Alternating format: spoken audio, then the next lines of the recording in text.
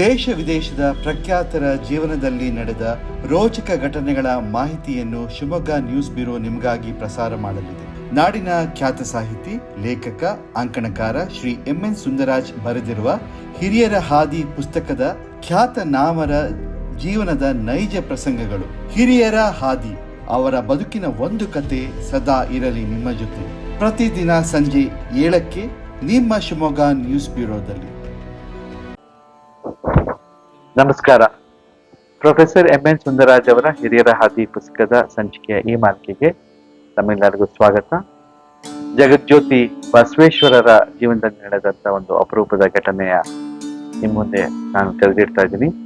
ಜಗಜ್ಯೋತಿ ಬಸವೇಶ್ವರರು 12ನೇ ಶತಮಾನದಲ್ಲಿ ಭಕ್ತಿಯ ಚಳುವಳಿಯ ಒಂದು ಪರಾಕಾಷ್ಠೆ ತಲುಪಿದಾಗ ಕರ್ನಾಟಕದಲ್ಲಿ ಶಿವಶರಣ ಪರಂಪರೆಯಲ್ಲಿ ಅಗ್ರಮಾನ್ಯರಾಗಿ ನಿಂತವರು. ಬಿಜ್ಜಳನ ಆಸ್ಥಾನದಲ್ಲಿ ಸಚಿವರಾಗಿದ್ದರು. ಅತ್ಯಂತ ಸರಳ ಸ್ವಭಾವದ, ಯಾವುದೇ ರೀತಿಯ ಆಡಂಬರವಿಲ್ಲದೆ ಮಾನವೀಯತೆಗೆ ಬಹಳ ಮಹತ್ವ ಕೊಟ್ಟಂತ ಒಬ್ಬ ಶ್ರೇಷ್ಠ ದಾರ್ಶನಿಕ ಬಸವೇಶ್ವರರು.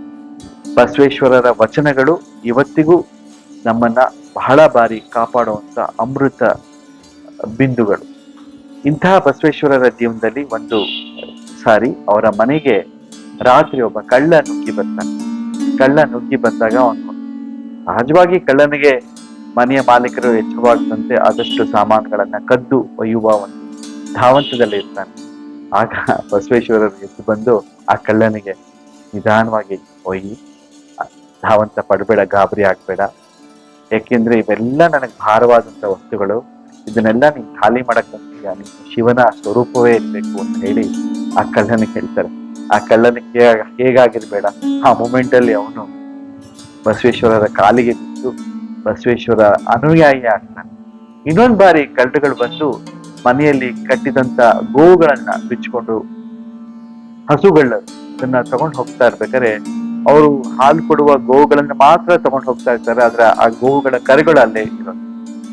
ದಯಾಮಿಯಾದ ಬಸವೇಶ್ವರರು ಬೇಗ ಎದ್ದು ಆ ಕರುಗಳನ್ನು ಬಿಚ್ಚಿ ಆ ಕಳ್ಳರನ್ನು ಕರೆದು, ಬರೀ ತಾಯಿ ಮಾತ್ರ ತಗೊಂಡೋಗ್ಬೇಡಿ, ತಾಯಿ ಜೊತೆ ಕರುನೂ ತಗೊಂಡೋಗಿ, ತಾಯಿ ಮತ್ತು ಕರುವನ್ನ ಬೇರ್ಪಡಿಸೋದು ಬಹಳ ನೋವಿನ ವಿಷಯ, ಕರುಗಳನ್ನು ಸಾಕಿ ನೀವು ಅಂತ ಕರುಗಳನ್ನು ಕಳ್ಳರಿಗೆ ಕೊಡ್ತಾರಂತ. ಆ ಕಳ್ಳರುಗಳು ಅವ್ರು ಮಾಡಿದ ತಪ್ಪಿನ ಅರಿವಾಗಿ ಬಸವೇಶ್ವರರ ಕಾಲಿಗೆ ಕ್ಷಮೆ ಕೇಳ್ತಾರೆ. ಅಂದ್ರೆ ಒಬ್ಬ ಜಾತಿ, ಪಂಥ, ಭಾಷೆ ಏನು ಮೀರಿದ ಒಬ್ಬ ದಾರ್ಶನಿಕ ಬಸವೇಶ್ವರರ ಜೀವನದಲ್ಲಿ ಈ ತರ ಘಟನೆಗಳು ಅವರ ವ್ಯಕ್ತಿತ್ವವನ್ನ ನಮಗೆ ತೋರಿಸುತ್ತೆ ಅಂತ ಹೇಳಿ.